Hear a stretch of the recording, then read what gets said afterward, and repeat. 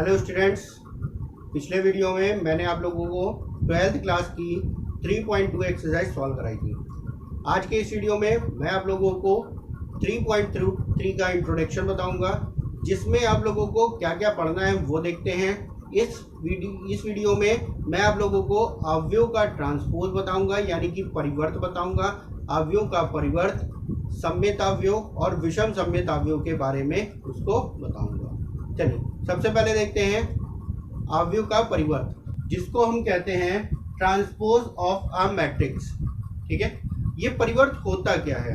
जैसे कि आप लोगों ने मैट्रिक्स के बारे में पढ़ा, ए से हम दर्शाते हैं मैट्रिक्स को, और इसको जो दर्शाते हैं ए आई जे से दर्शाते हैं, जिसमें हम कोटि m क्रॉस n के रूप में लिखते हैं।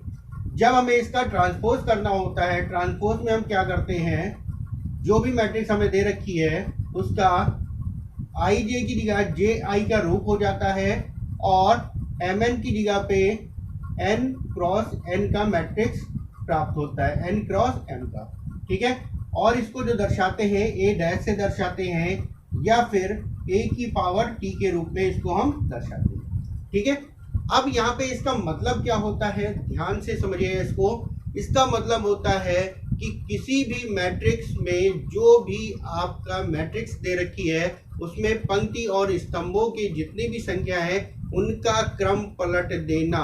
यानी कि जो भी मान हमें पंक्ति में दे रखा है उस मान को हम स्तंभ के रूप में, और जो भी स्तंभ में दे रखा है उसको हम पंक्ति के रूप में लिख देते हैं। वही हमारा ट्रांसपोज कहलाता है। चलिए एक एग्जांपल के तौर पर देखते हैं। जैसे a बराबर एक मैट्रिक्स आपको दे रखी है, a b c और d, ये आपका एक मैट्रिक्स दे रखा है। अगर हमें इसका ट्रांसपोज करना है तो ट्रांसपोज में हमने बताया आपको क्या करना है। जो पंक्ति दे रखा है वो हमारा स्तंभ के रूप में आ जाएगा। a और b हमारी पंक्ति दे रखी थी तो a और b हमारा स्तंभ के रूप में आ जाएगा। c और d एक पंक्ति दे रखी थी तो c और d हमारा एक स्तंभ के रूप में आ जाएगा। ये हमारा 2 क्रॉस 2 का मैट्रिक्स था, और ये भी हमें 2 क्रॉस 2 का मैट्रिक्स प्राप्त हुआ। अब यहाँ पे ध्यान रखिएगा, ये a था, यहाँ पे ये क्या होगा, a डैश कह सकते हैं, या फिर इसको a की पावर t के रूप में हम लिख सकते हैं। यही हमारा ट्रांसपोज कहलाता है। अब यहाँ पे ये जरूरी नहीं है कि ये एक वर्ग अवयव हो सकता है आपका a गुणे 2 का अवयव दे रखा हो, a गुणे 3 का भी अवयव हो सकता है, या कोई भी अवयव हो सकता है। जैसे कि अगर आपसे हम कह दें a बराबर आपका एक मैट्रिक्स दे रखा है 3√3 माइनस का 1 2 4 √7 9 8 0, ये एक मैट्रिक्स दे रखा है, और आपसे कह दें इसका ट्रांसपोज बताएं। तो ट्रांसपोज में हमने बताया कैसे दर्शाएंगे, a डैश से आप कह सकते हो, या फिर a की पावर t से आप इसको दर्शा सकते हैं। तो इसमें आपको क्या करना है, हमने बताया जो भी पंक्ति थी वो आपने स्तंभ के रूप में, तो यहाँ पे ये जो पंक्ति हमारी पहली पंक्ति दे रखी है वो पहले स्तंभ के रूप में आ जाएगा 3√3 माइनस का 1। दूसरी पंक्ति जो थी दूसरे स्तंभ के रूप में आ जाएगा 2 4 और √7। तीसरी पंक्ति जो थी 9 8 और 0। यही हमारा इसका ट्रांसपोज कहलाता है। ये 3 क्रॉस 3 का था हमारा, तो आंसर भी हमें 3 क्रॉस 3 में ही प्राप्त हुआ। ठीक है, इसी प्रकार यदि अगर हम देखें एक मैट्रिक्स a बराबर आपको दे रखा है 1 2 3 4 5 6, अगर हमें इसका ट्रांसपोज करना है तो a डैश का मान हमारा क्या हो जाएगा, जो हमारी पंक्ति थी वो स्तंभ हो जाएगा 1 2 3, दूसरी पंक्ति दूसरा स्तंभ हो जाएगा 4 5 और 6। अब यहाँ पे देखिएगा, ये जो मैट्रिक्स हमें दे रखी थी 2 क्रॉस 3 की मैट्रिक्स थी, और जो उत्तर प्राप्त हुआ 3 क्रॉस 2 का उत्तर हमें प्राप्त हुआ। जो कि हमने बताया था यहाँ पे ये जो मान था m क्रॉस n में था, तो ट्रांसपोज जो होता है वो हमारा क्या हो जाता है, n क्रॉस m में हो जाता है। यहाँ पे 2 क्रॉस 3 था, 3 क्रॉस 2 हो गया। अब यहाँ पे अगर देखा जाए इस एक का जो मान था ये हमारा a11 के बराबर था, a12 के बराबर हमारा 2 का मान था। तो यहाँ पे अगर देखा जाए a12 का मान हमारा क्या था, 1 और 2। ठीक है, तो यहाँ पे अगर हमारा देखें तो ये हमारी दूसरी पंक्ति में पहला स्तंभ, यानी कि a21 का मान। और वही चीज मैंने यहाँ पे बताया था, a अगर एक मैट्रिक्स a i j के रूप में दे रखा है तो यहाँ पर इसका जो ट्रांसपोज होगा ए जे आई के रूप में आएगा, और यहाँ पे आई जे था तो ये हमारा क्या हो गया जे आई। यहाँ पे अगर 2 का मान देखें तो 1 2 के रूप में था, और यहाँ पे 2 का मान 2 1 के रूप में आपको प्राप्त हो गया। यही हमारा ट्रांसपोज कहलाता है। चलिए अब इसके कुछ गुणधर्म होते हैं, उन पे डिस्कस करते हैं कुछ। चलिए इसके गुणधर्म के बारे में देखते हैं। तो अवयव के परिवर्त के गुणधर्म, ठीक है। इसमें जैसे पहला गुणधर्म आपको दे रखा है ए डैश का डैश बराबर ए, यानी कि कोई भी एक मैट्रिक्स दे रखा है उसका परिवर्त अगर किया जाए, ट्रांसपोज किया जाए, और उस ट्रांसपोज होने के बाद उसका दोबारा अगर ट्रांसपोज किया जाए तो वही मैट्रिक्स हमें प्राप्त होगा। दूसरा आपको दे रखा है के ए डैश बराबर होगा के ए का डैश अलग से। तो यहाँ पे इसका मतलब क्या होगा, एक अदिश राशि है जिसका मैंने गुणन आपको पहली एक्सरसाइज में बताया था। अगर कोई एक मैट्रिक्स है, पहले ही उसमें के से गुणा करके उसके बाद उसका ट्रांसपोज किया जाए, या ट्रांसपोज करके किसी अदिश राशि से गुणा किया जाए, दोनों ही मान हमारे क्या होंगे, बराबर होंगे। अगर 2 मैट्रिक्स, तीसरा दे रखा है, यदि 2 कोई मैट्रिक्स आपके दे रखे हैं और उनका योग करने के बाद उसका ट्रांसपोज किया जाए, उसका वही मान प्राप्त होगा। कौन सा मान, जैसे कि पहले का ट्रांसपोज पहले कर दिया जाए, दूसरे का ट्रांसपोज कर दिया है, उसके बाद उनका योग किया जाए, ये चीज आपको प्राप्त होगा। और चौथा बेहद इंपॉर्टेंट है, इस चौथे में आपको दे रखा है ए बी का ट्रांसपोज, यानी कि 2 मैट्रिक्स है उनके गुणनफल का ट्रांसपोज, या फिर बी डैश ए डैश का गुणनफल किया जाए। ध्यान रखिएगा, पहले जो आपका हुआ है वो ए बी दे रखा है, बाद में जो दे रखा है वो बी ए का गुणनफल बी डैश इंटू ए डैश का दे रखा है, ठीक है। चलिए इसमें सबसे पहले देखते हैं एग्जांपल्स के तौर पे, इनको देख लेते हैं। जैसे कि एग्जांपल नंबर आपका दे रखा है 20 नंबर एग्जांपल दे रखा है। 20 नंबर एग्जांपल में एक मैट्रिक्स ए बराबर आपको दे रखा है 3√3 2 0 2 4, ये दे रखा है ए बराबर। और बी बराबर आपको एक मैट्रिक्स दे रखी है 2 -1 2 1 2 और 4, ठीक है। चलिए अब इसमें हम सॉल्व करते हैं इसको, और इन तीनों के बारे में देखते हैं ये तीनों कथन हमारे सत्य होते हैं या नहीं। तो सबसे पहले अगर हम ए दे रखा है ए डैश का डैश, यानी कि ए बराबर आपको दे रखा है, इसका अगर हम ट्रांसपोज करें तो ट्रांसपोज में हमने आप लोगों को बताया क्या होता है, जो पंक्ति होती है वही आपका स्तंभ के रूप में आ जाता है।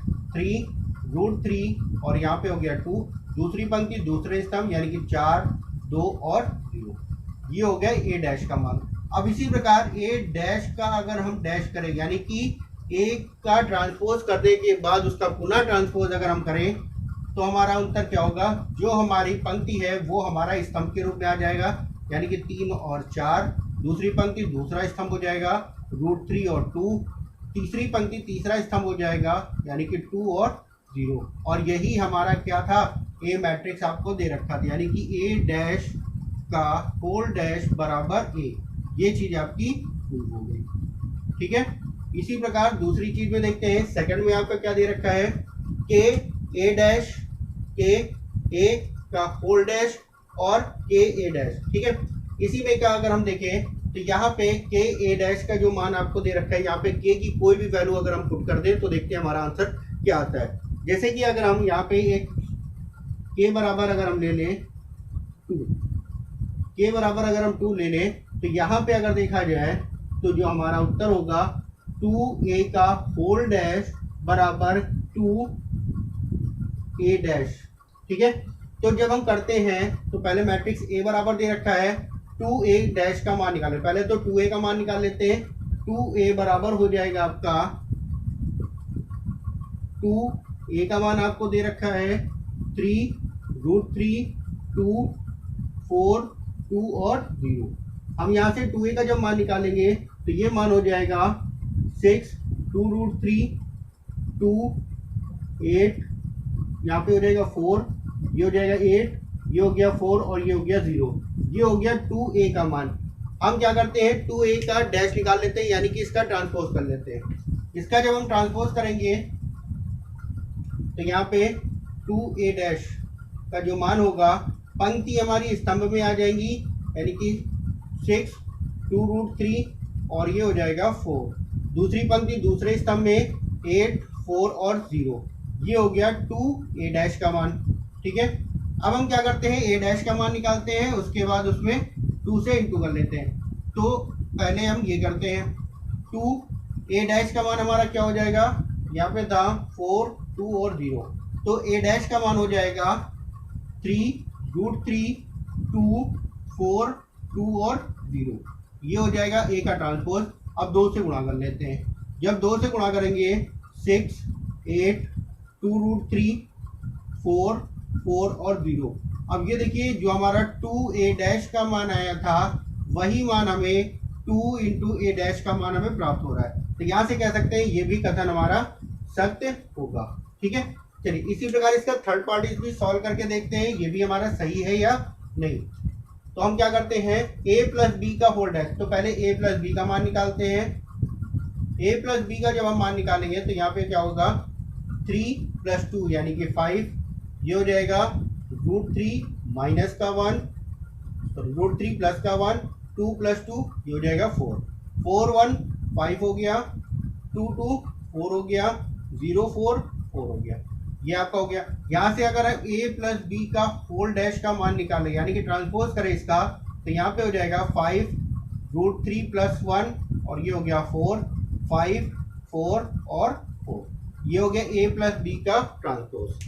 हम a का ट्रांसपोज अगर देखें तो a का ट्रांसपोज आपको पता है क्या हो जाएगा, a का जब हम ट्रांसपोज करेंगे तो ये हो जाएगा 3√3, 2, 4, 2, 0।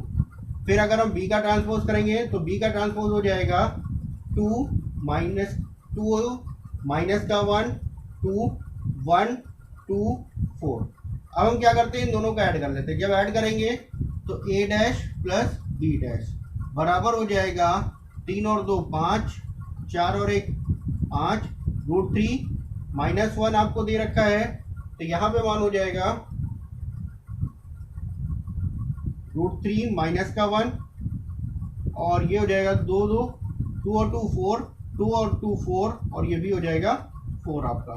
ठीक है, अब देखिए यहाँ पे जब हमने a प्लस बी किया था तो a प्लस बी यानी कि b आपका यहाँ पे माइनस का 1 हो जाएगा और ये भी आपका माइनस का ही 1 रहेगा यहाँ पे।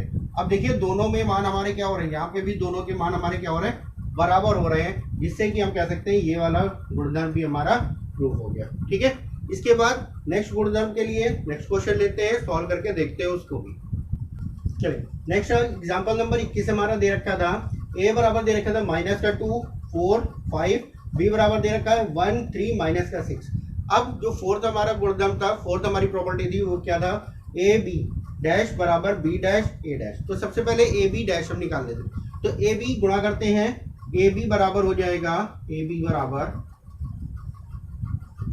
माइनस का 2, 4, 5 और ये हो जाएगा आपका 1, 3 माइनस का 6। अब पहली जो मैट्रिक्स हमें दे रखी है 3 × 1 की और दूसरी जो दे रखी है 1 × 3 की।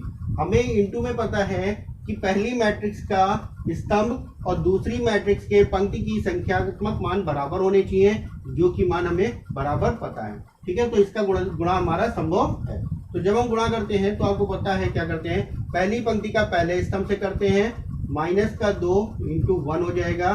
फिर पहली पंक्ति का दूसरे स्तंभ से करते हैं,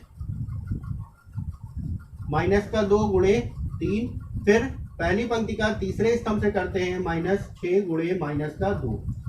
फिर दूसरी पंक्ति का पहले स्तंभ से 4 × 1, दूसरी पंक्ति का दूसरे स्तंभ से 4 × 3, दूसरी पंक्ति का तीसरे स्तंभ से यानी कि 4 × माइनस का 6, 5 × 1, 5 × 3 और ये हो जाएगा 5 × माइनस का 6। अब ये जो मैट्रिक्स हमें प्राप्त हुई 3 × 3 की, यानी कि 3 ये वाला और ये वाला 3 × 3 की। तो इसका जो मान होगा वो हमारा हो जाएगा -2 माइनस का 6 प्लस का 12, 6 दूनी 12 और माइनस माइनस प्लस, 4 एकम 4, 4 3 12, 6 चौक 24 माइनस का, 5 एकम 5, 5 3 15 और 5 छक्का 30 माइनस का, ये हो जाएगा ए बी का मान। अब हम क्या करते हैं, इसका ट्रांसपोज कर लेते हैं। और ट्रांसपोज अगर आप करोगे तो आपको पता है ट्रांसपोज में क्या होती है, पंक्ति और स्तंभ आपके बदल जाते हैं। ए बी का ट्रांसपोज अगर आप करोगे तो यहाँ पे मान हो जाएगा -2 -6 और ये हो गया 12। पंक्ति हमारे स्तंभ के रूप में आ गए 4 12 -24 5 15 -13। ये हो गया ए बी का ट्रांसपोज। अब हम क्या करते हैं, बी का ट्रांसपोज अगर देखें तो बी का जो ट्रांसपोज है वो हमारा क्या हो जाएगा, ये हमें पंक्ति के रूप में दे रखा था तो स्तंभ के रूप में हो जाएगा 1 3 -6। ए का ट्रांसपोज अगर हम करेंगे तो ए का जो ट्रांसपोज होगा वो हो जाएगा -2 4 और 5। ये हो गया ए और बी के ट्रांसपोज। अब हम क्या करते हैं, बी का ट्रांसपोज इंटू ए का ट्रांसपोज अगर करते हैं तो ये मान हो जाएगा हमारा 1 3 -6 और ये हो जाएगा -2 4 और 5। उसी प्रकार से हम यहाँ पे भी गुणा कर लेते हैं और जब इसका गुणा करते हैं देखते हैं ये दोनों मान हमारे बराबर होते हैं या नहीं। ठीक है, पहली पंक्ति का पहले स्तंभ से -2 × 1, पहली पंक्ति का दूसरे स्तंभ से 1 × 4, पहली पंक्ति का तीसरे स्तंभ से यानी कि 1 × 5, दूसरी पंक्ति का दूसरे स्तंभ से -2 × 3, दूसरी पंक्ति का दूसरे स्तंभ से ये हो जाएगा 3 × 4, ये हो जाएगा 3 × 5, ये हो जाएगा -6 × -2, -6 × 4, -6 × 5। गुणा कर लेते हैं, -2 4 5 -6 12 15, ये हो जाएगा 12 -12 6 × 24 और 6 × 5 30 और हम यहाँ से देख सकते हैं बी ए डैश और बी डैश ए डैश का मान हमारे ए बी का होल डैश के मान के बराबर है। तो यहाँ पे हम ये कह सकते हैं ये दोनों हमारे कथन सत्य हैं। इसी प्रकार से चारों गुणधर्म आपने इसके पढ़ लिए। ठीक है, चलिए अब इसके बाद हम देखते हैं कि अवयव के सममित और विषम सममित के बारे में। चलिए देखते हैं सममित और विषम सममित अवयव। सममित अवयव क्या होता है, एक ऐसा अवयव जिसका ट्रांसपोज करने के बाद हमें वही अवयव प्राप्त होता है तो वो हमारा कहलाता है सममित अवयव। ठीक है, सममित अवयव के लिए देखते हैं, ध्यान रखिएगा, मान लेते हैं a बराबर a डैश बराबर a। यदि अगर हमें ये प्राप्त होता है a डैश किसी भी अवयव का ट्रांसपोज करने के बाद परिवर्त करने के बाद भी यदि हमें वही अवयव प्राप्त होता है तो वो हमारा कहलाता है सममित अवयव। जैसे कि अगर हम देखें a बराबर आपको दे रखा है a b b और c, ये एक मैट्रिक्स आपको दे रखा है। अगर हम इसका ट्रांसपोज करें a की पावर t या a डैश करें तो इसका मान हमारा क्या होगा, जो पंक्ति दे रखी है वही हमारा स्तंभ हो जाएगा, दूसरी पंक्ति दूसरा स्तंभ यानी कि b और c। और यहाँ से हम देख सकते हैं ये मान हमारा क्या है, वही मैट्रिक्स के बराबर है, तो इसको हम कह सकते हैं a डैश बराबर a। और जब ये हमारा प्राप्त होता है तो यही हमारा कहलाता है सममित अवयव। ठीक है, ये हमारा कहलाता है सममित अवयव। इसी प्रकार एक एग्जांपल के तौर पे देखते हैं। एग्जांपल आपको दे रखा है, एक a बराबर आपका दे रखा है √3 2 3 2 माइनस का 1.5 माइनस का 1 3 माइनस का 1 और 1, ये आपका मैट्रिक्स दे रखा है। अगर हम इसका ट्रांसपोज करें a डैश का मान निकालें तो जो हमारी पंक्ति थी वो हमारा स्तंभ के रूप में आ जाएगा √3 2 और 3, यहाँ से 2 माइनस का 1.5 और ये हो गया माइनस का 1, यहाँ से हो जाएगा 3 माइनस का 1 और 1। अगर हम देखें a डैश बराबर ये जो मैट्रिक्स हमने ट्रांसपोज करने के बाद निकाला है वही हमारा a का ही मान था, तो हम यहाँ से कह सकते हैं ये वाली मैट्रिक्स हमारी एक सममित अवयव है। ठीक है, अब देखिए सममित अवयव अगर हम खुद बनाना चाहें तो कैसे बना सकते हैं, इस चीज को ध्यान दिएगा। जैसे कि एक मैट्रिक्स अगर हमें सममित अवयव बनानी है तो ध्यान रखिएगा, चाहे आप, और एक चीज ध्यान रखिएगा, सममित अवयव और विषम सममित अवयव जो भी होगा वो एक वर्ग अवयव पर ही बनेगा, अन्यथा नहीं बनेगा। ध्यान रखिएगा, सममित और विषम सममित अवयव वर्ग अवयव पर ही हो सकता है, अन्यथा वर्ग अवयव अगर आपका नहीं दे रखा है तो आपका नहीं होगा। इस चीज को ध्यान रखिएगा। सममित और विषम सममित अवयव बनाने के लिए वर्ग अवयव ही प्राप्त होना चाहिए। ठीक है, अब चलिए, जैसे कि हमें देखना है कि ये मान हम कैसे निकालें, कैसे पता करें कि हमारा ये सममित अवयव है या नहीं। ठीक है, तो इसके लिए ध्यान रखिएगा, जो विकर्ण होता है, विकर्ण आपको एक ही रखना है, विकर्ण ए बी सी। अगर हमने ये विकर्ण ले लिया और विकर्ण के ऊपर की संख्याएं जो भी आप ले रहे हो 1, 2 और 3, और वही संख्याएं 1, 2 और 3 अगर हम इस प्रकार से ले लें तो यही हमारा जो भी इसका जो भी उत्तर ट्रांसपोज करने के बाद जो प्राप्त होगा वही हमारा क्या होगा, सममित अवयव हो जाएगा। ए डैश का अगर हम मान निकालें तो यहाँ से जो पंक्ति दे रखा है उसको हम स्तंभ के रूप में 1, 2 और 3, जो दूसरी पंक्ति है ए बी और 3, तीसरी पंक्ति 2, 3 और सी। ये देखिए, यहाँ से जब हमने ट्रांसपोज किया और ट्रांसपोज करने के बाद भी हमें वही मैट्रिक्स प्राप्त हुआ।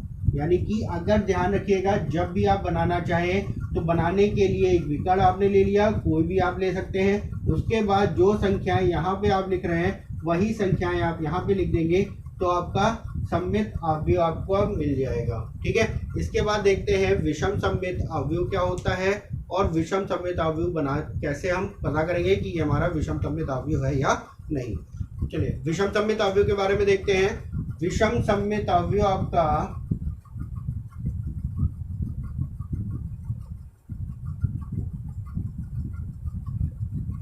विषम सममित अवयव क्या होता है, ध्यान रखिएगा, सममित अवयव हो चाहे विषम सममित अवयव हो, उसका वर्ग अवयव होना बहुत ही आवश्यक है। ठीक है, अब जैसे कि विषम सममित अवयव ए डैश का मान माइनस के ए के बराबर होना चाहिए, तभी हमारा वो विषम सममित अवयव कहलाएगा। यानी कि एक ऐसा मैट्रिक्स जिसका ट्रांसपोज करके अगर आप -1 कॉमन ले ले, ट्रांसपोज करके यदि आप -1 कॉमन ले ले और दोनों साइड बराबर हो जाए तभी वो हमारा कहलाता है विषम सममित अवयव। जैसे कि अगर हम एक मैट्रिक्स ए बराबर ले लें, ए बराबर है ए माइनस का बी, बी और सी। अगर हम इसका ट्रांसपोज करें, ट्रांसपोज करने के बाद, और एक चीज ध्यान रखिएगा, विषम सममित अवयव बनाने के लिए ये जो विकर्ण होता है, ये विकर्ण आपके शून्य होने चाहिए। ये जो विकर्ण होते हैं, ये विकर्ण जो होते हैं वो क्या होने चाहिए, शून्य होने चाहिए। तो यहाँ से जब इसका ट्रांसपोज करेंगे तो ए माइनस का ये है 0, 0 माइनस का बी, बी और 0, ये हो गया हमारा ए डैश का मान। यानी कि एक जो मैट्रिक्स दे रखी थी उसका ट्रांसपोज हो गया। अगर हम इसमें से -1 कॉमन ले ले, यानी कि ए डैश में से अगर हम माइनस कॉमन ले लें तो यहाँ से जो हमारा प्राप्त होगा 0, और ये 0 पे कोई परिवर्तन नहीं। तो जब हमने माइनस कॉमन लिया है तो ये जो प्लस का था वो माइनस का हो गया, जो माइनस का था वो प्लस का, और यही जो मैट्रिक्स है वो हमारी क्या है, ए के बराबर है। यानी कि -a के बराबर आपको प्राप्त होगा। ठीक है, ध्यान रखिएगा, विषम सममित अवयव बनाने के लिए जो मुख्य विकर्ण होता है उसका मान आपका शून्य होना चाहिए। ठीक है, जैसे कि एक और हम देखें, एक मैट्रिक्स ए बराबर आपको दे रखा है 0 a b,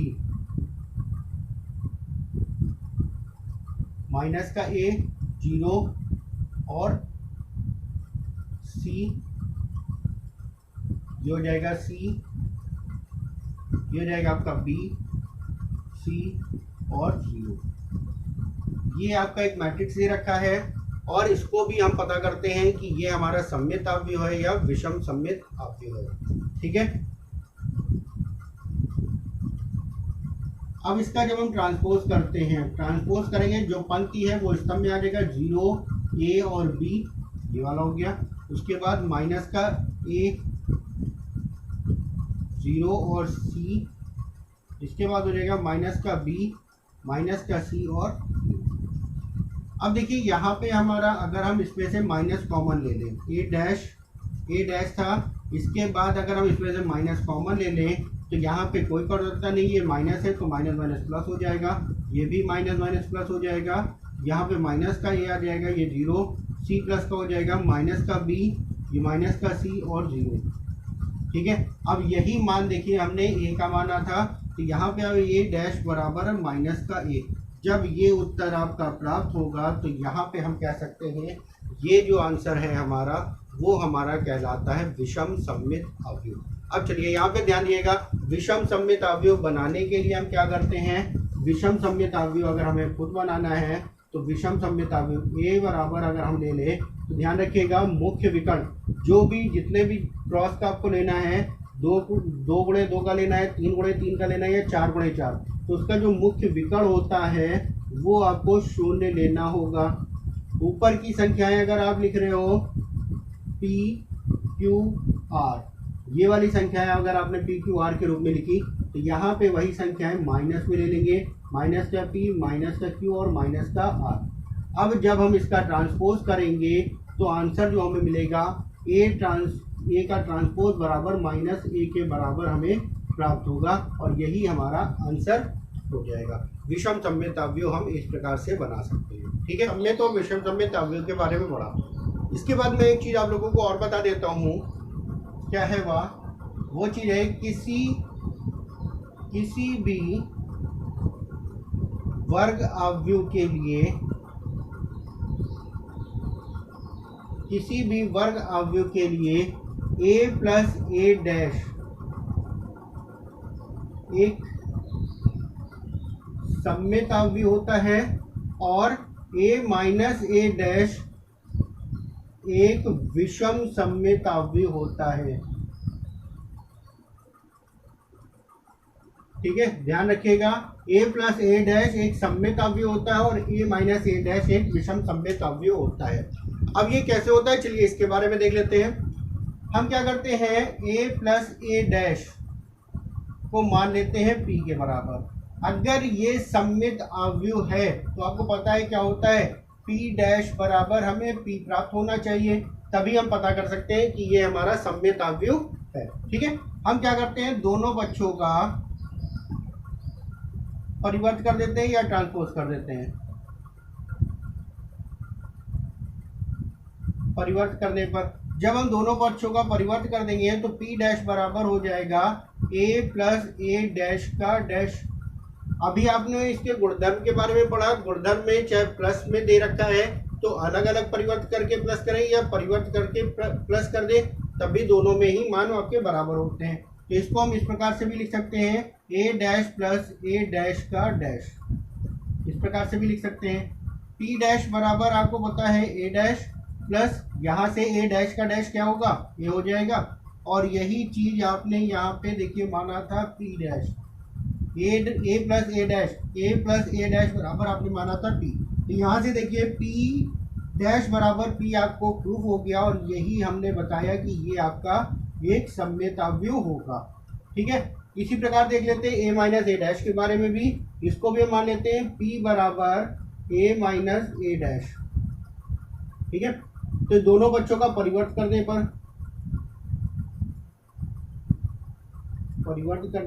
परिवर्त करेंगे तो p डैश बराबर हो जाएगा a माइनस ए डैश का होल डैश। तो इसको हम इस रूप में भी लिख सकते हैं, a dash minus A dash का होल डैश। तो p डैश बराबर हो जाएगा a डैश माइनस का a डैश का डैश आपका a कहलाएगा।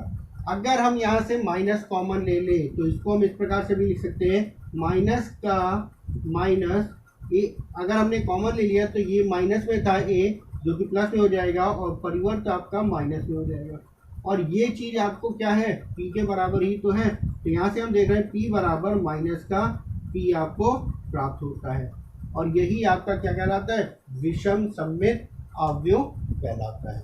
ठीक है, तो ध्यान रखिएगा सममित अवयव और विषम सममित अवयव क्या होता है। ठीक, अब इसके बाद पहली एक्सरसाइज आपका एक्सरसाइज में 3.3 के क्वेश्चन में देखते हैं। इसमें का पहला जो क्वेश्चन आपको दे रखा है, पहले क्वेश्चन में आप लोगों को परिवर्त ही ज्ञात करना है, ट्रांसपोज करना है। तो परिवर्त के बारे में ध्यान रखिएगा, यदि कोई मैट्रिक्स A बराबर आपको दे रखा है m क्रॉस n के रूप में, तो परिवर्त A डैश बराबर क्या होगा, जो मैट्रिक्स है उसका n क्रॉस m के रूप में ही लिखना हमारा परिवर्त कहलाता है। परिवर्त यानी कि पंक्ति को स्तंभ के रूप में और स्तंभ को पंक्ति के रूप में लिखना ही हमारा परिवर्त कहलाता है। या इसको हम इस रूप में भी कह सकते हैं, किसी भी मैट्रिक्स में ट्रांसपोज तब होगा जब पंक्ति को स्तंभ से बदल दिया जाए और स्तंभ को पंक्ति से बदल दिया जाए। तो इस प्रकार जो हमें मैट्रिक्स प्राप्त होगी वो हमारी ट्रांसपोज मैट्रिक्स होगी। चलिए देखते हैं पहला क्वेश्चन इसका। देखिए पहले क्वेश्चन में देखिए आपको परिवर्त ही ज्ञात करने हैं। पहले क्वेश्चन में आपको परिवर्त ज्ञात करने हैं। तो परिवर्त में हमने आप लोगों को बताया आप लोगों को क्या कर देना है, पंक्ति को स्तंभ से और स्तंभ को पंक्ति से बदल देना है। तो इसके क्वेश्चन आप लोग सॉल्व करिएगा। एक्सरसाइज 3.3 के क्वेश्चन आप लोग सॉल्व करिएगा। जैसे कि पहले क्वेश्चन का पहला पार्ट मैं बता देता हूँ। पहले पार्ट में आपको दे रखा है 5 1/2 माइनस का 1, ये आपको एक मैट्रिक्स दे रखी है और इसका परिवर्त बताना है। मान लेते हैं ये ए था और ए डैश का मान आपको ज्ञात करना है। ए डैश बराबर हो जाएगा जो हमें पंक्ति के रूप में दे रखा है वो हमारा स्तंभ के रूप में बदलता चला जाएगा। 5 1/2 और ये माइनस का 1, यही हमारा इसका परिवर्त कहलाएगा। पहले क्वेश्चन में आपको इतना ही करना है। सेकंड क्वेश्चन अगर हम देखें, सेकंड क्वेश्चन में आपको 2 क्वेश्चन दे रखे हैं, इसको सत्यापित करना है जो कि अभी आपने इसके गुणधर्म में सत्यापित किया था। ठीक है, चलिए नेक्स्ट क्लास में मैं आप लोगों को सेकंड से सारे क्वेश्चन सॉल्व करा दूंगा। ये एक्सरसाइज नेक्स्ट वीडियो में आप लोगों की